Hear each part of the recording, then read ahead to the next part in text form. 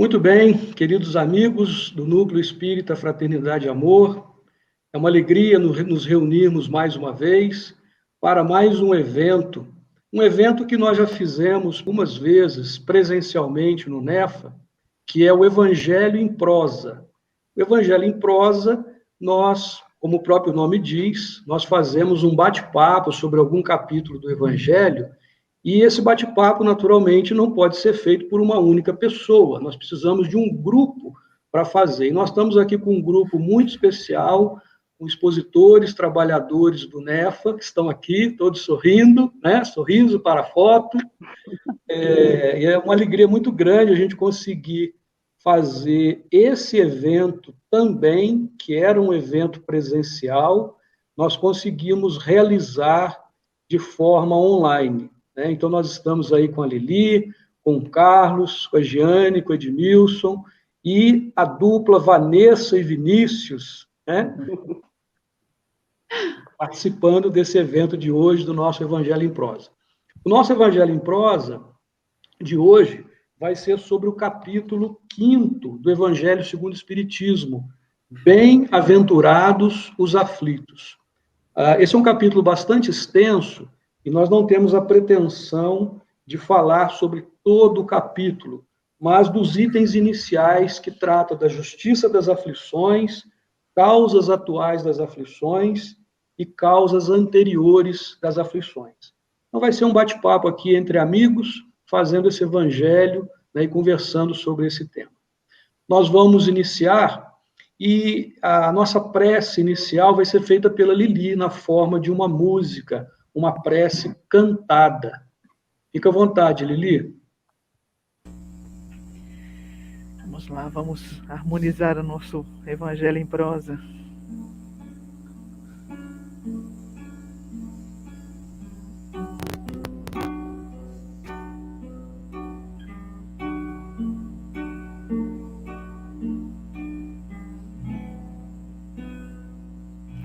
Já não há lugar onde a luz não possa alcançar. Já não há um coração que não carregue o germe do amor. Já podemos divisar no final da estrada de luta e dor os olhos calmos e serenos do Senhor. E são chegados os tempos, não temos tempo a perder.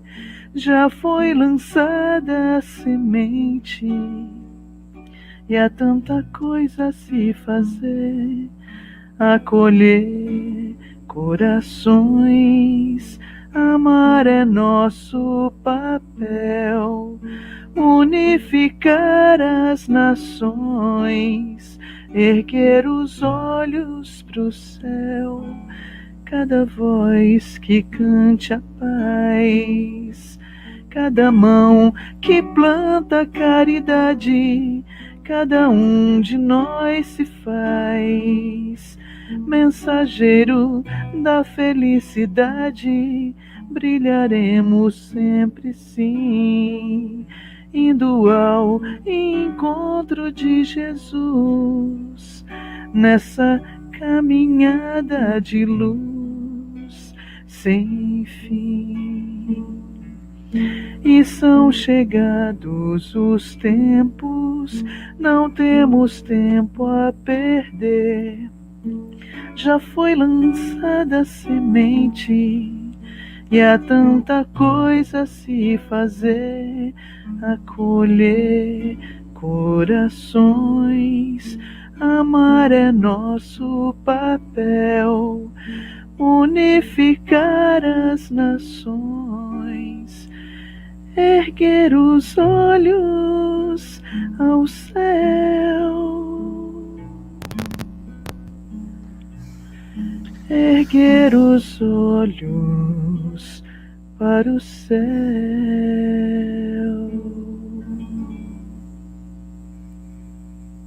Muito bom, muito obrigado, Lili, pela prece.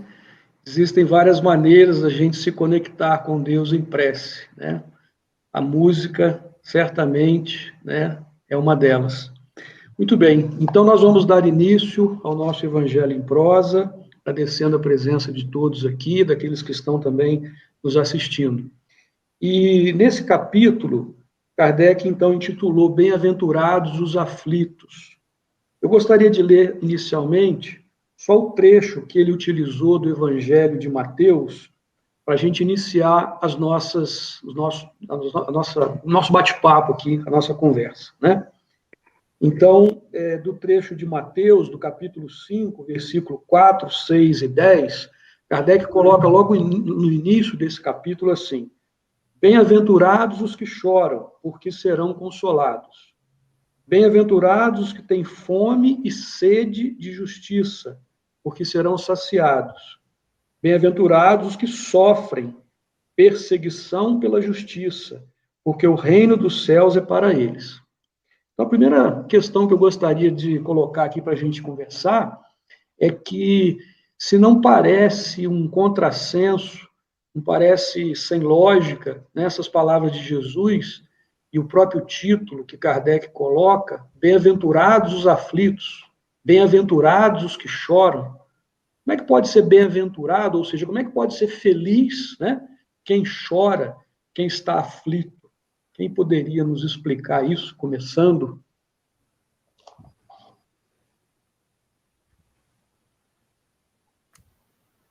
Todo mundo caridoso, um vai deixando para o outro, né? O próximo. Damas primeiro. As damas primeiro? Então vamos lá. Vamos começar pela Giane, então. Vai, Giane, o que você acha aí dessa... Há um contrassenso? Não deve ter, né? Jesus não falaria alguma coisa que não tivesse lógica, né? Pois é, aí a gente tem que ver qual olhar que a gente vai, nessa passagem aí, qual olhar que a gente vai utilizar, né? Se olharmos só pelo olhar materialista, realmente fica um pouco estranho, né? No mínimo, fica um pouco estranho. Se a gente for para um olhar espiritualista, já amplia um pouco. E se olharmos com o olhar espírita, aí fica mais fácil para entender.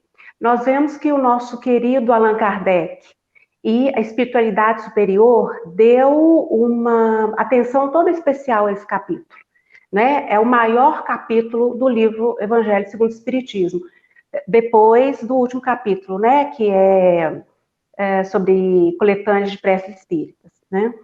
Então, nesse capítulo, a gente aprofunda sobre essa questão das aflições, né? E a própria localização desse capítulo, ela é muito interessante, né? Porque ela vem, esse capítulo, antes tem o capítulo, ninguém pode ver o reino de Deus se não nascer de novo, né? Quer dizer, é preciso nascer de novo. E aí vem o capítulo Bem-aventurados aflitos, quer dizer, é preciso passar por aflições, né?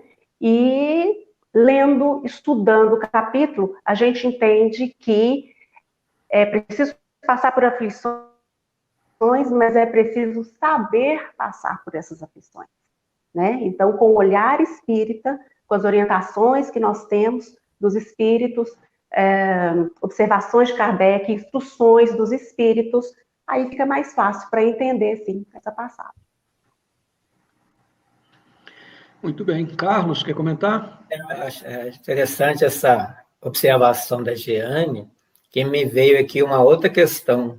É preciso passar por aflições?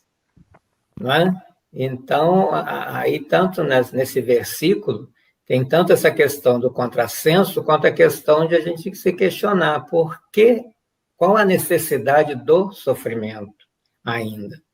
Né? Antes, porém, gostaria de falar alguma coisa sobre as bem-aventuranças, que esse capítulo, né, 5 de Mateus, ele é uma parte do Evangelho bastante interessante e importante, que fez com que Gandhi, né, que não era cristão, dissesse que se todos os livros sagrados fossem queimados, sobrasse somente o Sermão da Montanha, nada teria se perdido, né? E esse versículo, nós estamos estudando hoje, ele sai desse Sermão da Montanha.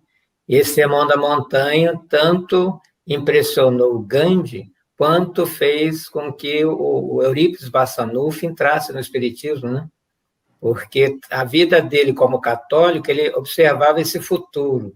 Quem chora será consolado, né? O aflito será consolado. E ele via pessoas que choravam a vida inteira e o consolo não chegava, né? Então, e estava no futuro, serão quando? Aí quando a Jeane fala que com o olhar espírita, esse serão já tem uma resposta, se não nessa existência, numa próxima, né? E o porquê sofrer é porque o próprio Espiritismo nos fala que estamos no planeta de provas e expiações e muitas vezes precisamos de uma questão concreta no corpo para acordar.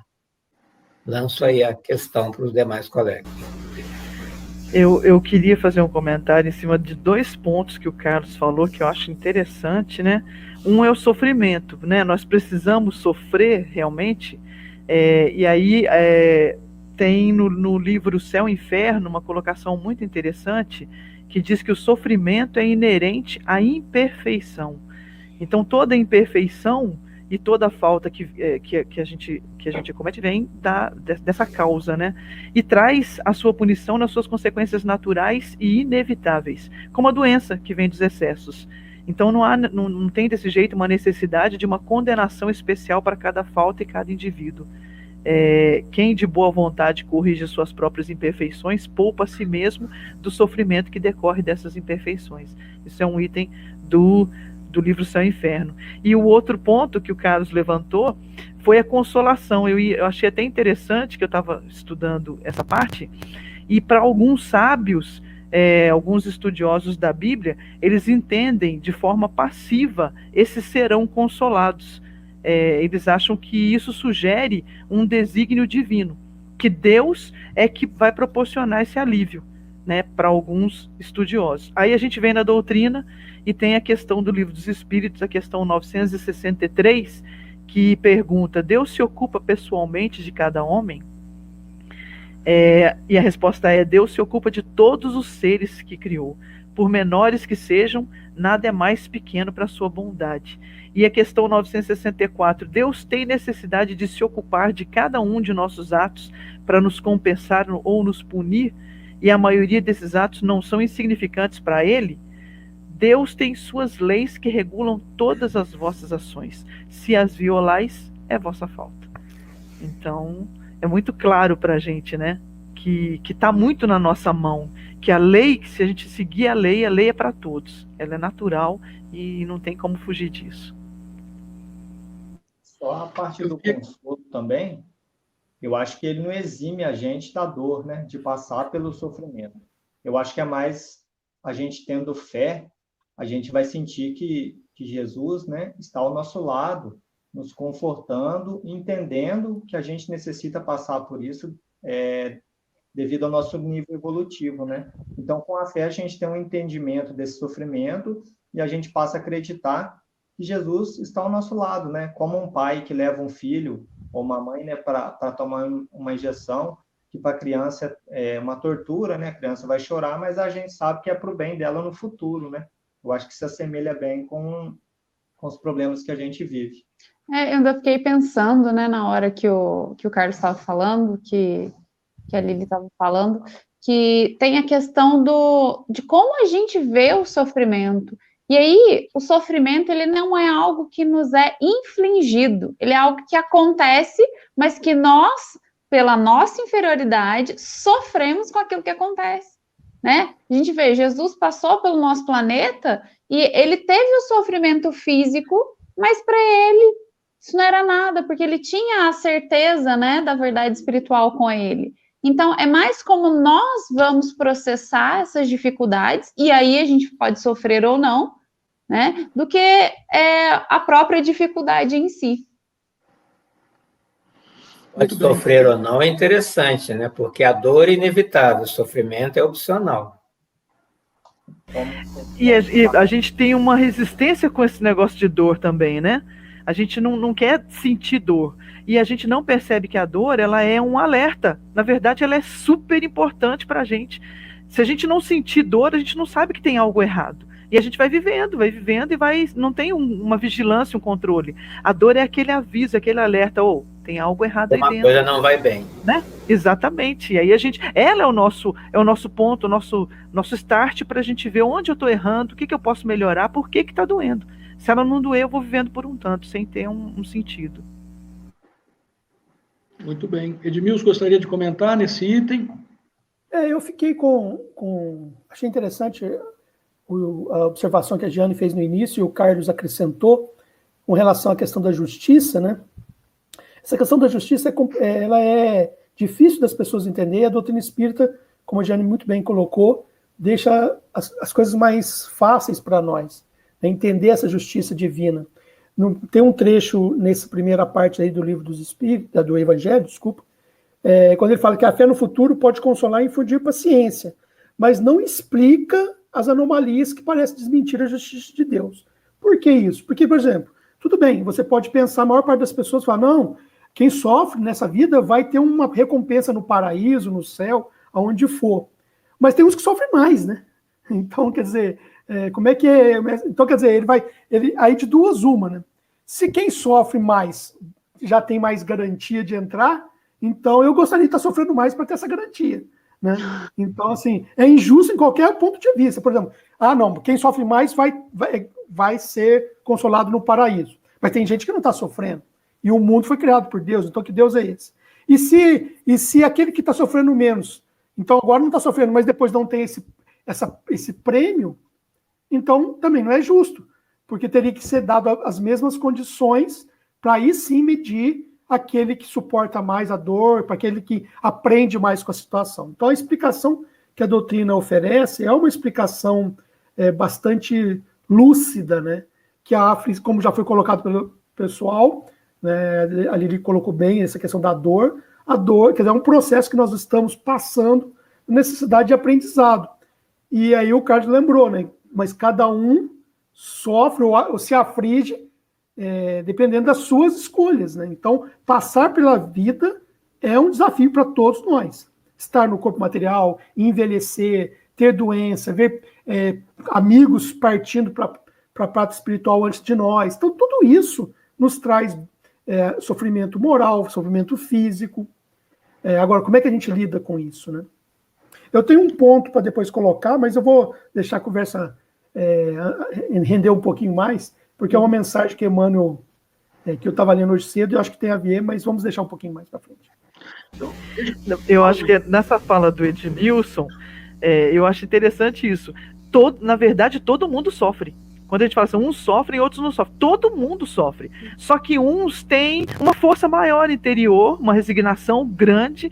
E, por exemplo, a gente conhece gente que teve um câncer igual ao outro, um passou bem, firme, nem sentiu aquilo. E o outro quase se matou, morreu e chorou, achou que ia morrer e não tinha força moral para tocar aquilo para frente. Então o sofrimento é para todos, né? Ele vem para todos. Depois quero até colocar, eu ia colocar lá na frente, mas como o nosso tempo vai ser curto, a gente tem pouco momento para colocar as nossas historinhas. Tem uma historinha interessante sobre o sofrimento para a gente aprender a lidar com essas dores, né? O mestre pediu para o discípulo para ele encher um copo de água com sal, colocar sal até o topo e encher e beber aquilo. E perguntou, é bom? E aí ele, nossa, é horrível, isso não tem sabor, a gente não consegue beber, não consegue engolir. Aí ele, muito bem, agora você vai pegar o mesmo tanto de sal e vai jogar no lago. Vai lá, faz isso e bebe. Ele foi lá e jogou no lago. E aí ele bebeu um pouco daquela água e então, o sabor é bom? E aí o discípulo, nossa, maravilhoso, quase não sentiu o gosto do sal. E aí ele fala, o sofrimento é o sal. Então todos têm o sal na vida da gente. Seja um lago, toda vez que você receber a dor na sua vida. Então a gente tem que aprender a ser um lago, né? A receber essa dor com força e não passar por ela dessa forma frágil que a gente é, né?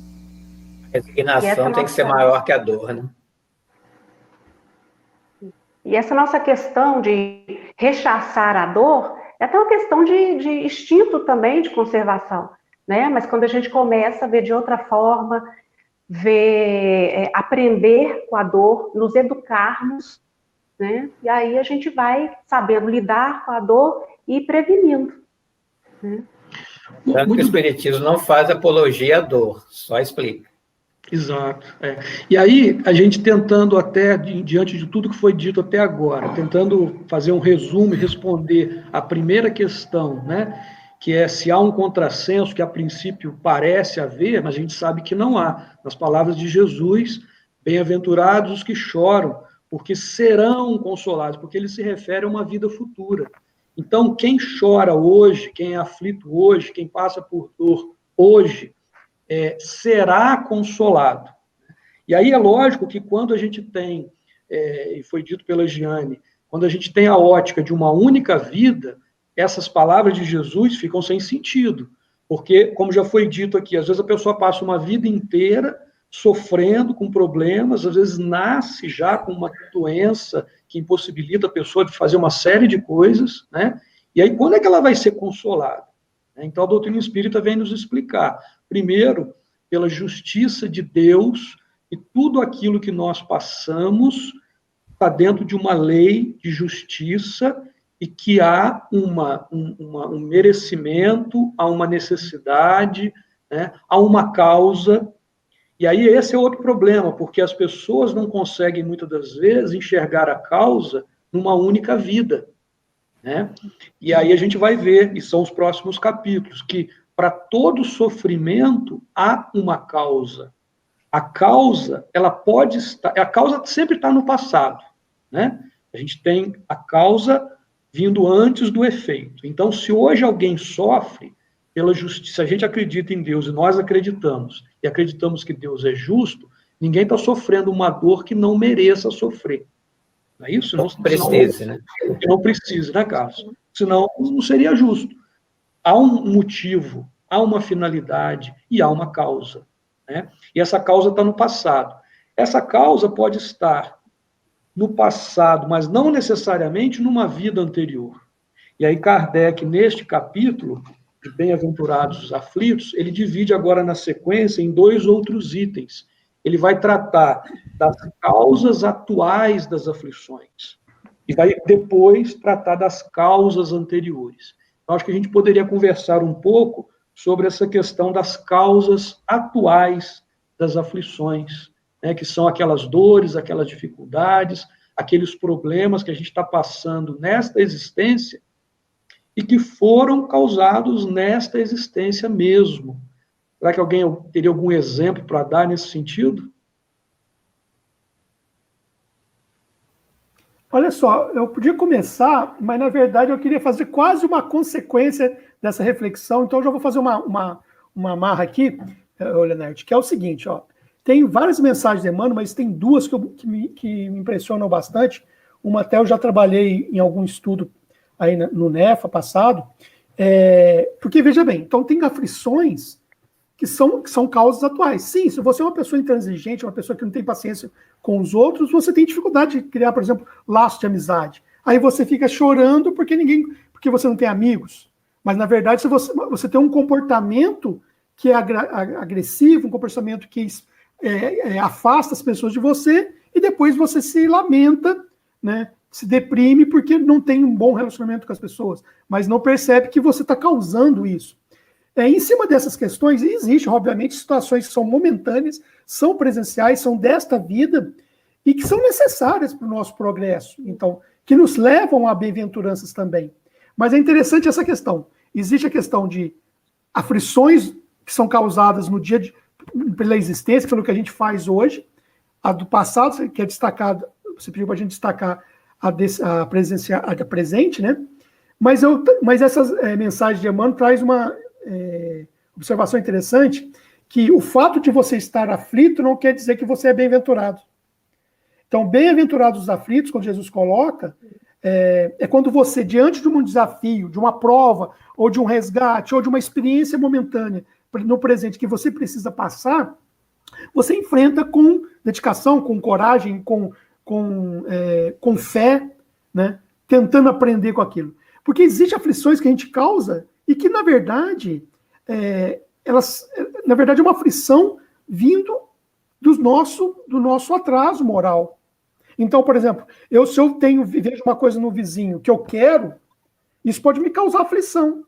Mas o que, na verdade, está acontecendo é a minha inveja, né? É uma aflição causada pela minha inveja. E Emmanuel, numa das mensagens, que ele põe os que não esperaram. É muito interessante que ele fala assim, ó, não é difícil encontrar entre os nossos irmãos do mundo aqueles que, embora sofredores, não se catalogam entre os bem-aventurados aos que Jesus referiu, que ele estava dizendo, né? Ele está querendo dizer também assim, porque tem aqueles, né, que se existe aflição gerando tranquilidade, quer dizer, trazendo, depois que você supera, aprendizado, paz e até bem-aventurança, existe tranquilidade que não gerando aflição. A pessoa que não segue o desafio, que não enfrenta, e aí o Emmanuel faz um paralelo que eu vou fazer bem rápido, para dar chance para os colegas comentarem, mas olha que legal, ó. Ele caracteriza algumas aflições, ó. A aflição do egoísmo chama-se egolatria. A aflição do vício chama-se delinquência. A aflição da agressividade chama-se cólera. A aflição do crime chama-se remorso. Olha que interessante. A aflição do fanatismo chama-se intolerância. A aflição da fuga chama-se covardia. A aflição da inveja chama-se despeito. A aflição da leviandade chama-se insensatez. E ele vai listando vários, por exemplo, a aflição do ciúme chama-se desespero. A aflição da paciência chama-se intemperança. E depois de ele citar vários, eu não vou citar todos aqui, mas só para a gente perceber que esse tipo de aflição não é a aflição que é bem-aventurada, né? E ele vai colocar assim, ó, cada criatura tem a aflição que lhe é própria. A aflição do reino doméstico e da esfera profissional, do raciocínio e do sentimento. Os corações unidos ao sumo bem, contudo, sabem que suportar as aflições menores da estrada da vida é evitar as aflições maiores. Olha que legal. Então, se você enfrenta os seus desafios do dia a dia, você está evitando aflições muito mais difíceis no futuro. E é por isso, apenas eles, anônimos, heróis da luta cotidiana, conseguem receber e acumular em si mesmos os talentos de amor e paz reservados por Jesus aos sofredores da terra, quando pronunciou no monte a divina promessa, bem-aventurados os aflitos. Ou seja, não é essas aflições que ele citou, né, de inveja, da suvinice, da impaciência, mas essa aflição dos desafios que a gente tem enfrentado com coragem. Né? Outra causa concreta também são as enfermidades, né? Tem muitas enfermidades que são consequência dos excessos, né, que fazemos ao longo da vida, e lá na frente vem a consequência, né? Por exemplo, os viciados em álcool, né, são fortes candidatos a uma cirrose hepática, né? Então não é castigo, não é uma coisa que vem de fora. Pessoas que fazem uso prolongado de maconha são fortes candidatos à esquizofrenia, isso a ciência já catalogou, já pesquisou. Então são coisas dessa existência. Então não pode reclamar que foi castigo, né, que alguém mandou e coisa e tal. Isso que o Carlos falou é interessante, porque, especialmente aqueles que têm conhecimento da doutrina espírita e da reencarnação, às vezes a gente fica associando tudo a outra encarnação. Isso aí estou sofrendo agora por causa da outra encarnação. Então, outro exemplo, além desse da doença, é quando, por exemplo, dentro de um lar, os pais têm problemas com os filhos, né? Problemas sérios, né, de desajustes, não conseguem. E às vezes eles podem dizer assim, isso aí são espíritos que tiveram um comprometimento de outra encarnação, foram inimigos de outra encarnação, agora vieram juntos. Nem sempre, né? E algumas vezes aquele problema que existe, especialmente aí quando envolve adolescência, com o pai, né, e esses desajustes, às vezes o problema é causado nesta mesma vida, porque os pais, enquanto os filhos eram crianças, não deram a devida atenção, a devida educação, o devido carinho, o devido amor, e, em consequência, quando esses se tornaram adolescentes ou adultos, a gente encontra algumas aflições, alguns desajustes, alguns problemas. Ou seja, é nesse sentido, assim como o Carlos falou das doenças que são causadas por abusos, por excessos, por desequilíbrios, existem tantos outros né, que nós provocamos nessa vida e vemos o resultado nesta vida, não fica como resultado para outra, não. Né? E nós damos aos Eu me filhos, lá lembrei, na frente eles devolvem, né? Desculpa, Lili. sem problema. Eu me lembrei no exemplo dos dois, quando o Edmilson falou, achei muito bacana, não tinha visto nenhum texto ainda falando disso, né, dessas imperfeições morais tendo uma consequência. E o Carlos falando da física. E eu me lembrei de uma história do Jerônimo Mendonça, que ele teve uma hemorragia nas vias urinárias que foi muito forte e gerando até um comprometimento de morte, que ele poderia desencarnar. E aí ele ficou muito preocupado e os médiuns que estavam com ele resolveram levar ele até o Chico para se despedir, porque ele ia morrer. Então ele vai se despedir de Chico e quando chega lá, o Chico estava recebendo algumas pessoas, então o Chico pede que todas as pessoas comecem a beijá-lo. Vamos dar um beijo de despedida nele. E ele estava com um lençol cheio de sangue da hemorragia. O Chico ainda fala assim, você está parecendo uma rosa vermelha. E aí eles começam a beijar, e vão beijando, todo mundo beijando, e o Jerônimo, ele relata que ele sentia uma vibração fluídica muito grande, vinda de cada beijo. Quando o Chico foi beijá-lo, o Chico põe a mão no abdômen dele, dá um beijo, e naquele momento a hemorragia cessa. E aí o Chico relata para ele que aquele problema que estava gerando a enfermidade é porque o Jerônimo aceitou o coitadinho.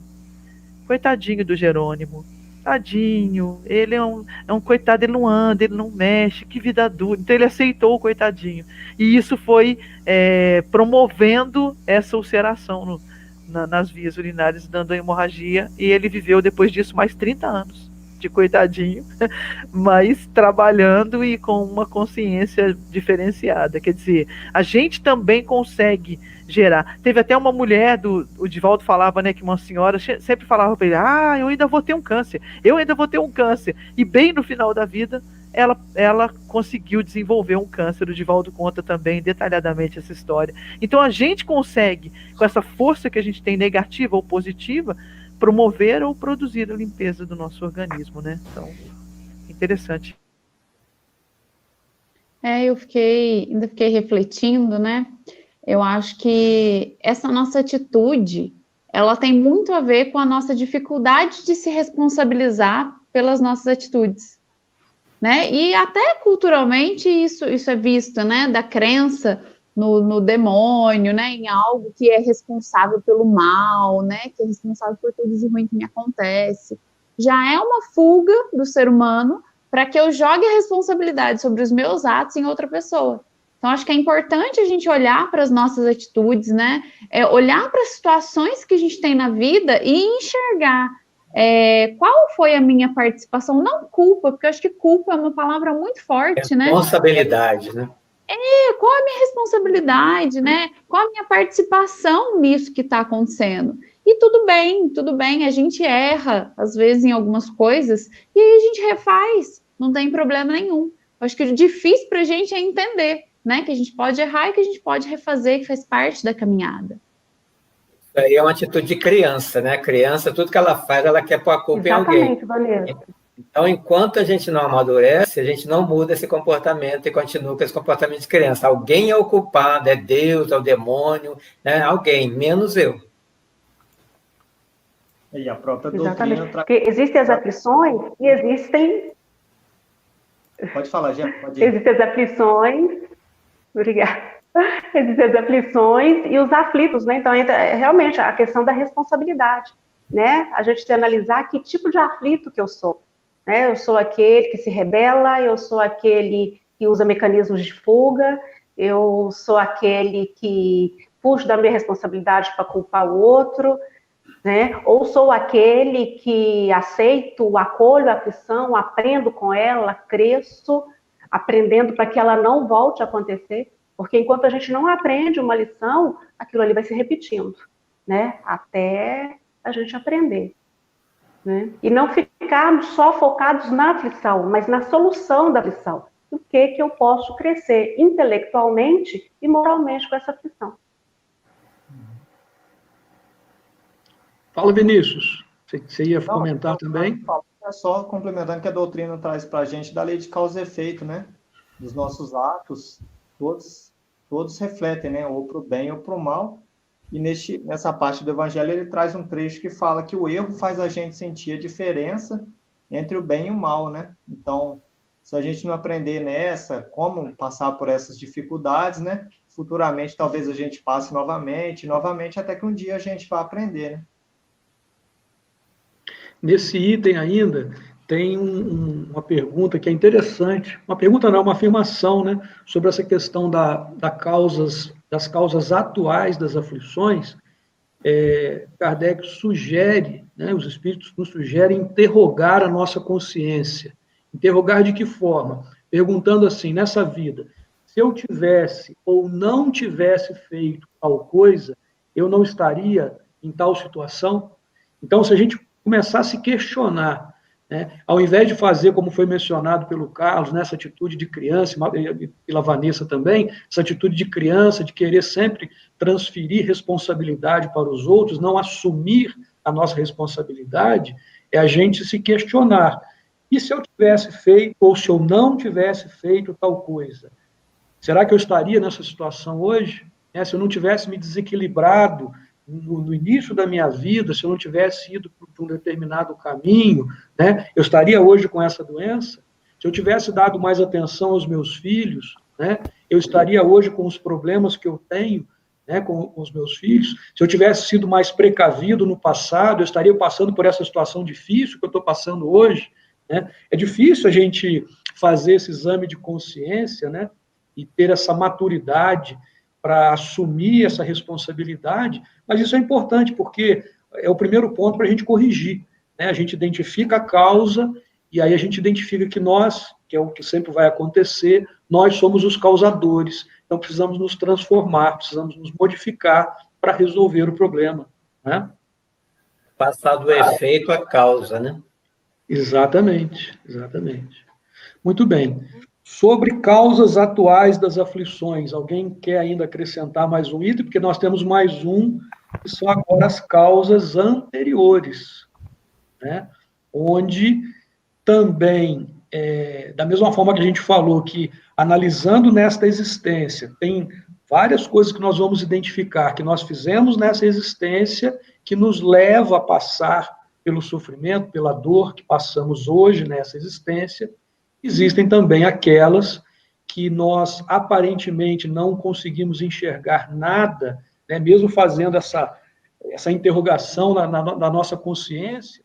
E aí nós poderíamos, só para citar um caso, e aquele que já nasceu numa condição, por exemplo, miserável, aquele que já nasceu numa condição de uma enfermidade, que ele não fez nada nesta vida, né, para causar aquilo.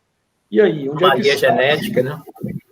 Exatamente. E aí, onde é que ficaria a justiça de Deus nesse caso, né?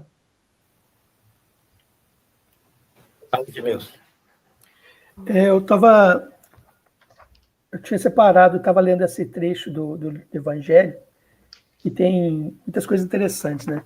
Primeiro, tem no finalzinho do item 7, Kardec coloca assim, ó, o homem não pode esquecer, em outras palavras, né, vou usar as minhas palavras aqui, que o homem não pode esquecer que ele está no mundo inferior, né? E ele está no mundo inferior porque ainda é imperfeito, ainda está em evolução, né? Então, por isso que ele está preso aqui. E aí ele coloca assim, a cada vicissitude, quer dizer, a cada dificuldade, cumpre lembrar-se de que, se pertencesse ao mundo mais adiantado, isso não se daria.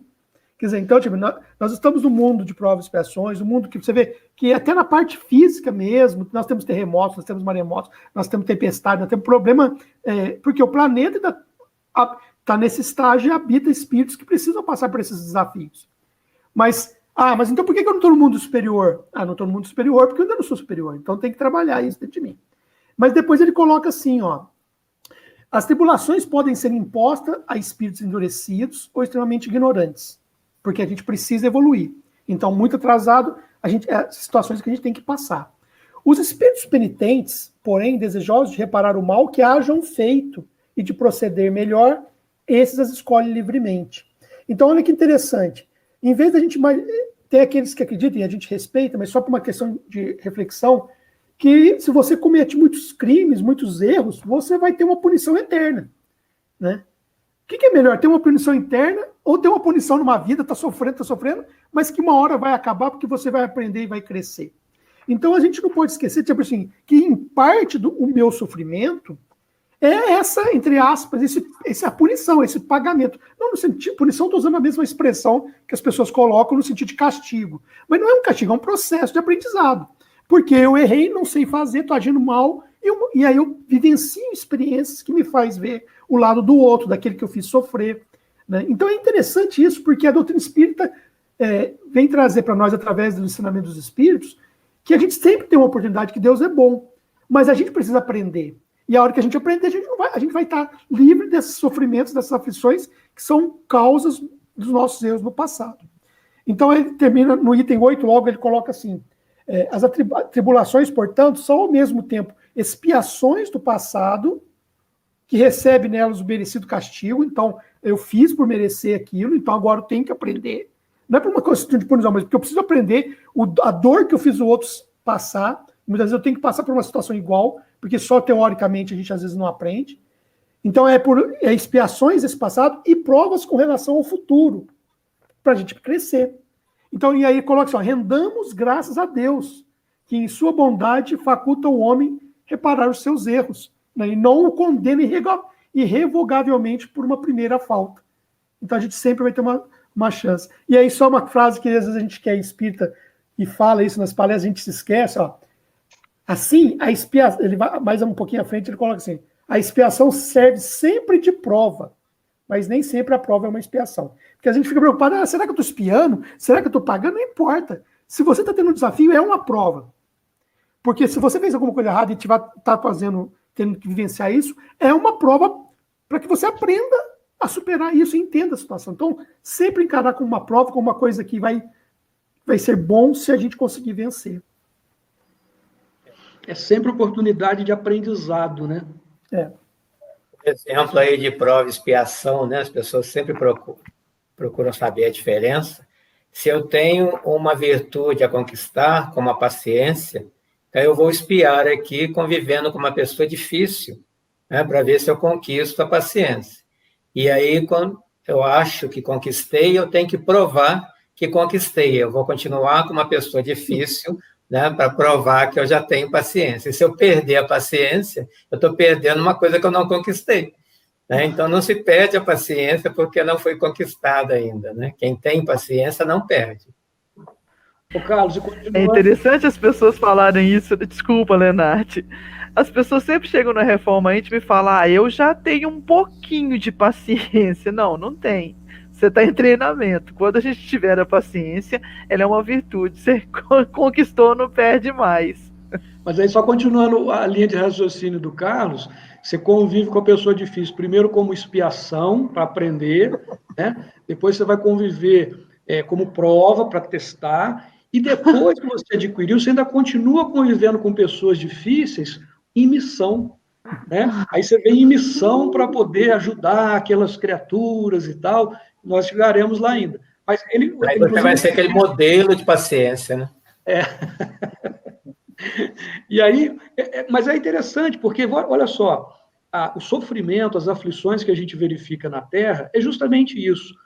E aí não faz sentido a gente ficar, como o Edmilson falou, a gente ficar tentando entender, classificar se é uma expiação, se é uma prova, se é uma missão. Né? Porque qualquer que seja a situação que a gente esteja vivendo, é oportunidade de crescimento, de evolução, de aprendizado. Né?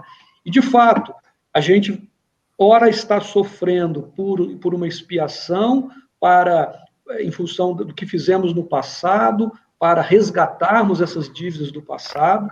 Ora, estamos como provas que nós mesmos escolhemos, provas que nós escolhemos antes de encarnar e que não lembramos, né?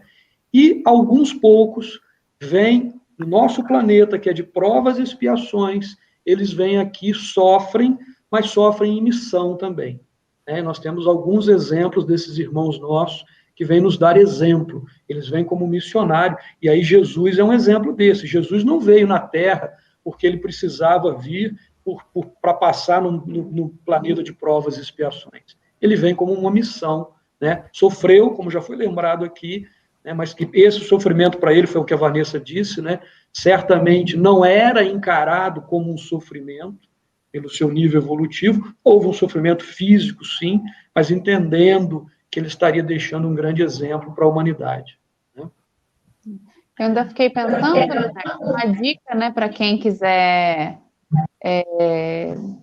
ler uma história sobre provas e expiações, ler o livro Renúncia, que conta a história de Alcione e acho que é Carlos, né? Eu não gravei muito bem o nome dele, vocês podem me ajudar. Que é o, vamos dizer assim, o espírito afim pelo qual ela resolve encarnar sem precisar espiar mais, ela resolve encarnar e aí ela vai passando uma vida de provações e ele já tem uma vida de expiação. Então, no livro dá para a gente ver bem, né, essa dualidade e a maneira que cada espírito encara, né, seu desafio. É um livro bem bacana. E ela é um exemplo de paciência, né? Por tudo que ela passou, sempre ali, sem perder a fé, sem perder a sua missão.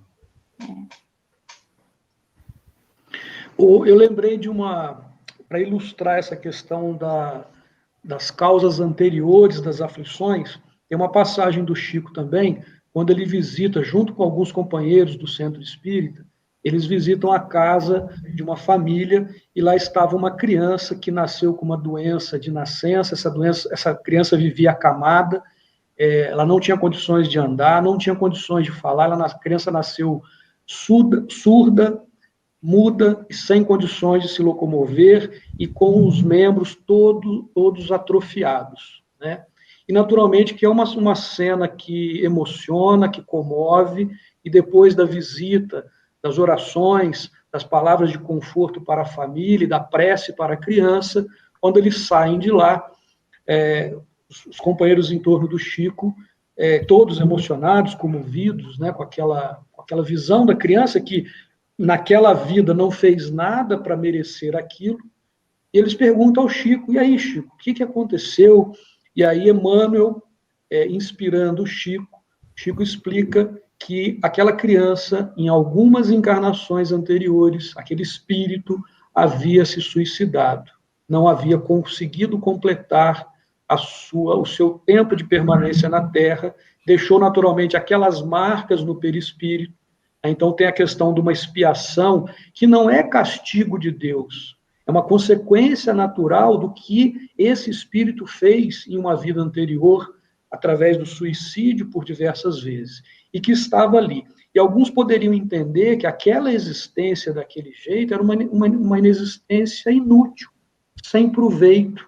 E, no entanto, para o espírito aprisionado naquele corpo, aprisionado, entre aspas, naturalmente, né, e sem condições de se expressar, de viver aquela vida, mas estando aqui naquela condição, era um aprendizado muito grande, porque apesar de não conseguir se movimentar, o espírito ali estava em profunda reflexão e num processo de transformação necessário para, em outras existências, ele poder ter, assim, aí uma vida de relação com as outras pessoas e completar. E ali ele conseguiria, pelo menos, completar o período que estaria encarnado, né? Naturalmente que a gente sabe que alguém poderia pensar assim, mas e a família, né?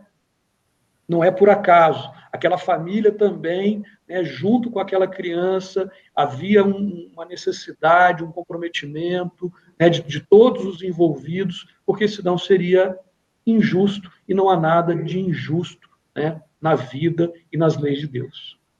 Não há vítimas, né? Se somos vítimas de nós mesmos, né? Perfeito, exatamente. Muito bom, gente. Vamos lá, quem mais gostaria de comentar? Jeane, fica à vontade. E dentro dessa história aí que você nos conta, a gente vê as bênçãos de Deus, né? As bênçãos do recomeço, né? E todo o suporte que a espiritualidade superior nos dá, né, em situações que muitas vezes a gente não entende por que acontece, né? Então, e a gente vê isso também nos livros de André Luiz, a espiritualidade superior o tempo todo nos dando suporte, nos dando apoio, nos incentivando, nos amparando, né, para que a gente consiga superar, né, as nossas aflições. Tem muita gente que não entende a reencarnação e fala assim, eu estou pagando por outra pessoa, né, que viveu em outro tempo, né? A personalidade, o corpo era outro, mas o espírito é o mesmo. E o objetivo é o espírito aprender, independente de onde ele esteja, aqui na espiritualidade, né, alguns séculos depois, é o espírito que está em evolução, é o espírito que tem que aprender. Voltamos àquela observação da Giane no início. Precisamos olhar a vida com olhos do espírito, para entender muitas coisas da matéria que senão ficam um contrassenso mesmo. E sobre essa ótica, a gente consegue entender por que a doutrina espírita ela é consoladora, né? Por quê? Porque a gente consegue compreender, né, o sofrimento, a dor, essas situações difíceis dessa existência, porque não olhamos com a ótica só dessa existência, olhamos com a ótica do espírito que é imortal, que já viveu outras vidas e que continuará, né, vivendo outras. Então, quando a gente encara aqui essa única existência, quer dizer, esta existência que nós estamos vivendo como não sendo a única, as coisas passam a ter lógica, passam a fazer sentido. A gente sabe que, por mais que a pessoa viva a existência inteira, essa aqui, 80, 90 anos, com problemas, com dificuldades, com aflições, ela não é única, né? Então, houve uma necessidade para que acontecesse aquilo, há uma causa para aquilo, para aquela situação, e ele vai viver, sim, a bem-aventurança e vai ser feliz no futuro ao passar por aquela situação, com resignação, com força e aprendendo, evoluindo, né? E aí, a questão da felicidade, né? Kardec pergunta aos espíritos, né? Tem esse item também, a felicidade não é deste mundo, tem esse capítulo também. Essa felicidade absoluta, nós não vamos ter aqui, né? Nós vamos ter quando atingimos a perfeição, aí nós vamos ter essa felicidade. A plenitude, né? Na plenitude. E lembrar que com Jesus o fardo é leve e o jugo é suave. Exatamente. Muito bem, gente. E aí, quem mais gostaria de... Nós estamos quase encerrando aí nosso evangelho em prosa de hoje, prosa boa, né? E se alguém quiser fazer ainda alguma consideração sobre... Pois não, Edmilson? É que eu tinha comentado agora há pouco, eu achei que talvez não desse tempo, mas eu acho que dá tempo de eu extrair um pedacinho. Eu falei daquelas 2 mensagens de Emmanuel, mas, né, tem uma que é ótima, nem todos os aflitos, né? Mas tem um que chama Os que Não Esperaram. Eu comecei falando dela, mas eu vou extrair dois trechos que eu acho muito legal, né? Porque ele fala assim que, ele começa dizendo, não é difícil encontrar entre nossos irmãos aqueles que, embora sofredores, não são bem-aventurados. Eu tinha comentado isso. Mas aí ele vai explicando quem são. São os companheiros que se voltam contra os obstáculos suscetíveis de ofertar-lhes a precisa oportunidade de ascensão. Então, quando a gente se revolta contra aquilo que está vindo para nos ajudar a crescer, que no caso seria o desafio. E aí ele vai falando das questões materiais, dos sofrimentos materiais, que a gente já discutiu, mas eu queria explorar um pedacinho do final da mensagem, quando ele fala do sofrimento do espírito desencarnado, né? Da aflição do espírito desencarnado. Ele fala assim, no plano espiritual, quem são esses não bem-aventurados, aflitos, mas não bem-aventurados? No plano espiritual, são irmãos que conheciam o valor dos entraves que poderiam transpor a benefício de si mesmos e acabaram situados nas sombras da delinquência.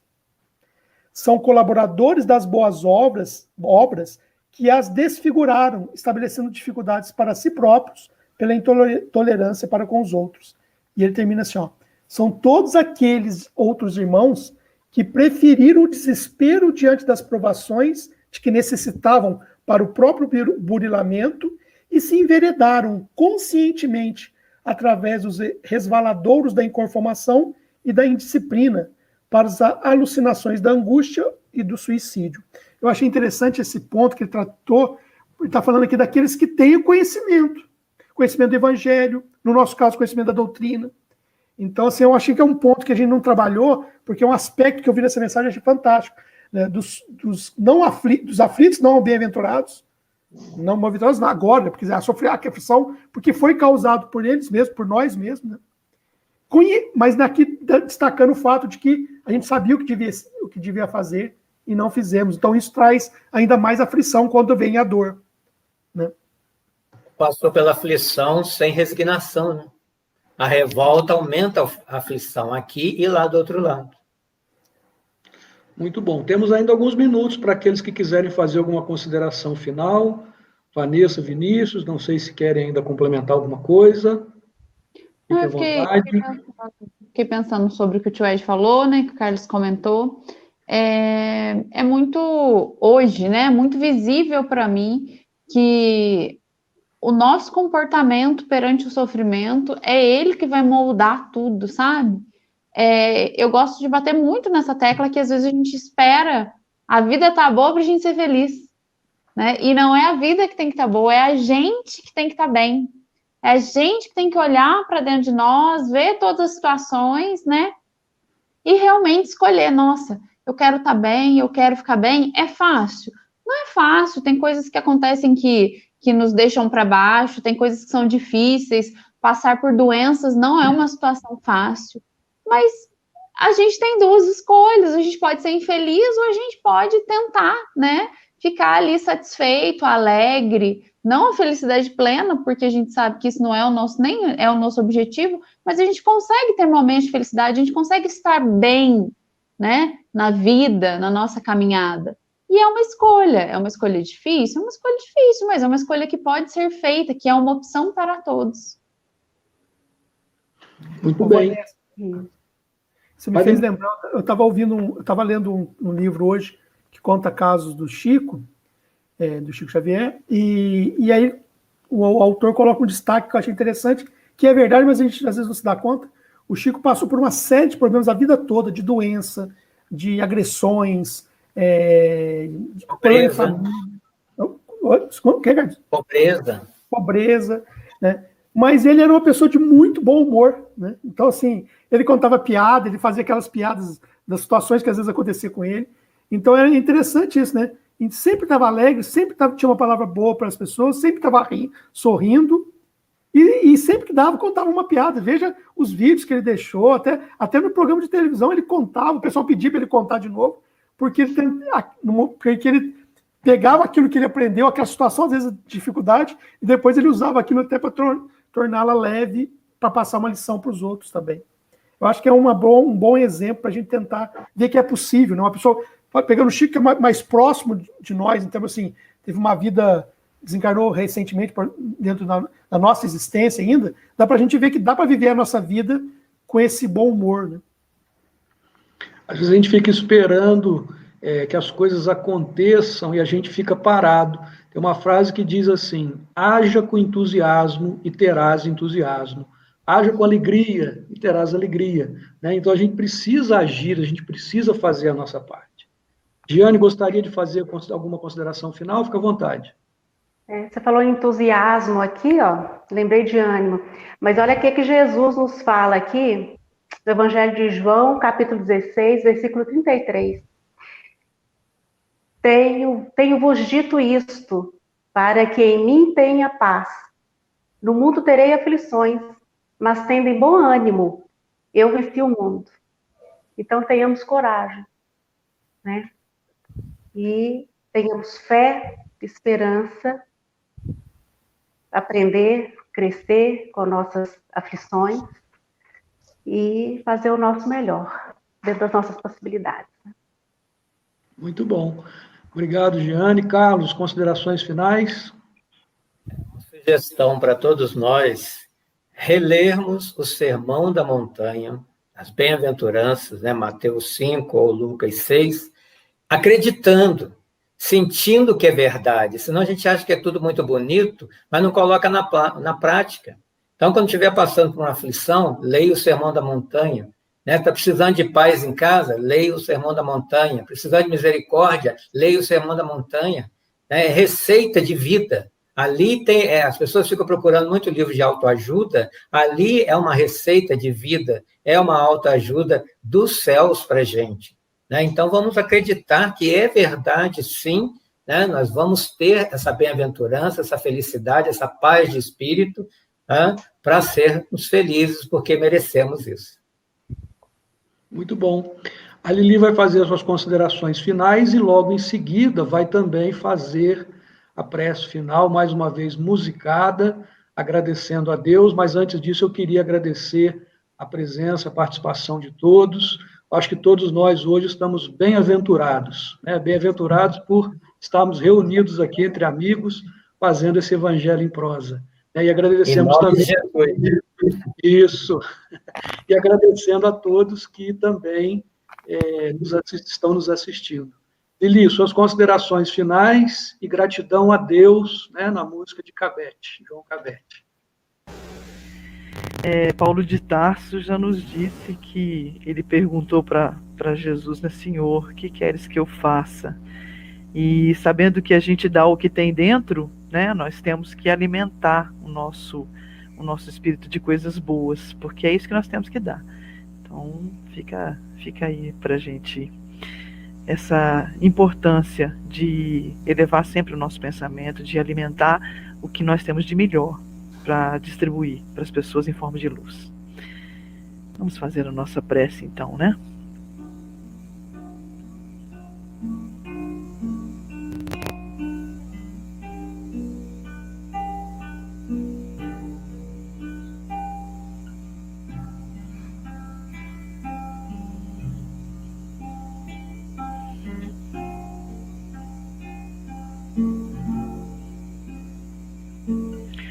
Quando a sombra da tristeza cobrir seus sonhos de ventura, quando você quiser chorar diante da taça da amargura, quando a dor bater na porta, ferindo bem fundo o coração, quando a esperança é morta e a vida amarga ilusão.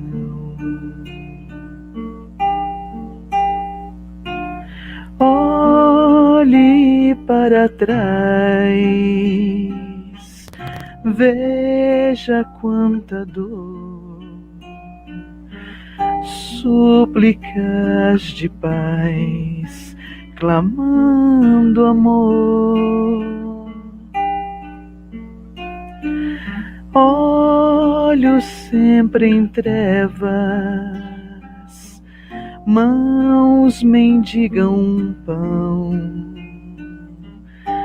bocas que não falam e risos sem razão.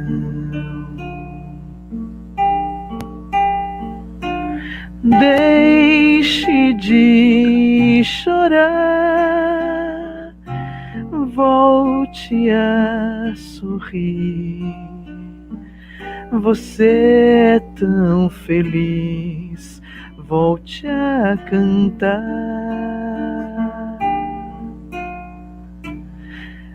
Faça uma prece, seja grato a Deus.